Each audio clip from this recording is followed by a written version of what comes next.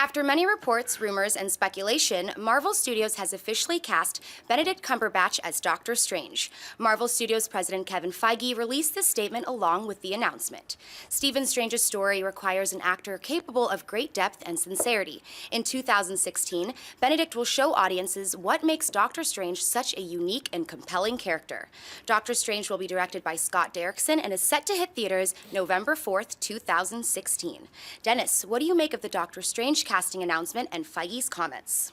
Finally, I'm so happy. I mean, I'm glad it's Benedict Cumberbatch. He was like my #1 pick, but I'm just glad it's over. I mean, I don't remember a casting thing dragging as long as this one. I mean, first it was going to be Benedict, then it wasn't. Then it was going to be Joaquin, then it wasn't. And maybe it was going to be Ethan Hawke. Maybe even Keanu Reeves at one point. And I was like, wow. So finally they did it. I love Benedict Cumberbatch. He plays eccentric very, very well. If you've seen Sherlock at all, I think it's a great fit. John, what do you think? I love it. I love it. And you know what? It's funny because you mentioned all those. Remember, Tom Hardy's name was in there a little bit too. All of those names are names that I sat back and went, whether it was Keanu Reeves or Handsome Hawk or whoever else, you could sit back and go, yeah, I could totally see that dude as Doctor, and I can see that dude. It was getting into a situation of a no-lose situation. This has been dragging out for a while, mostly because we heard about it a long time ago. I'm sure there's other castings that go a lot longer, but just we never hear about them.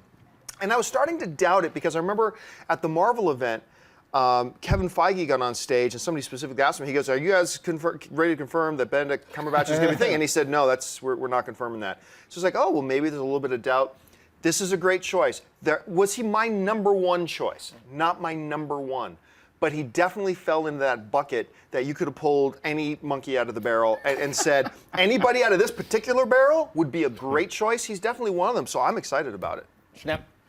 Yeah, wasn't Jared Leto also like in content? You know, he was one of the names. One of the floated. swirling names. He was in the bucket. He was in the monkey bucket. He was in the bucket. Yeah. You know, I'll say once Benedict's name came up, like I wasn't really thinking about who's going to play Doctor Strange, but once his name came up, I was like, man, I hope they get him because I had seen the play Frankenstein where he played both the monster and the doctor. And the version I saw, he was playing the doctor. You know, I know he was Dr. Frankenstein. He was incredible, and we've seen him in all these other films. He just has a great presence. And to play Doctor Strange and be able to pull off saying the hoary host of Hoggoth and, you know, by the swirling symbols of Scrimscambulin or whatever, any of those crazy things, and to cast spells and open up weird portals, other dimensions, you need an actor who you believe can do that. And I think he's one of those few. I mean, Joaquin Phoenix, I think you would believe he could open up portals to other dimensions, but I think Benedict will do it a little more smoothly, so I'm really happy with that casting.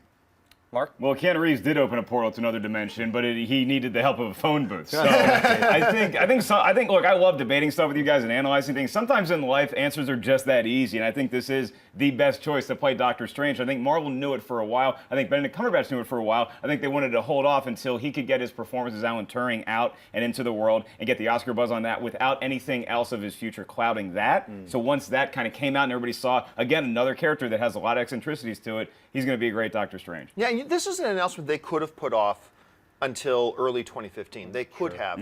But I think you bring up an excellent point. I think Marvel wants to capitalize on the Oscar buzz that Cumberbatch is going to get for The Imitation Game, right? Because he's going to get a nomination for Best Actor for this. It's just the way it is.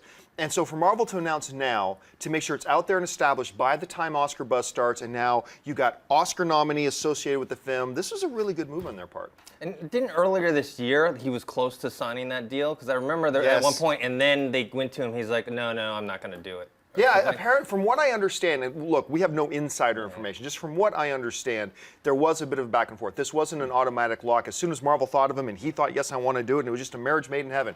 Apparently, there was some back and forth on this, from what I understand, but obviously, everybody said, Cumberbatch at some point went, wait, this will be the most popular movie I ever do in my life.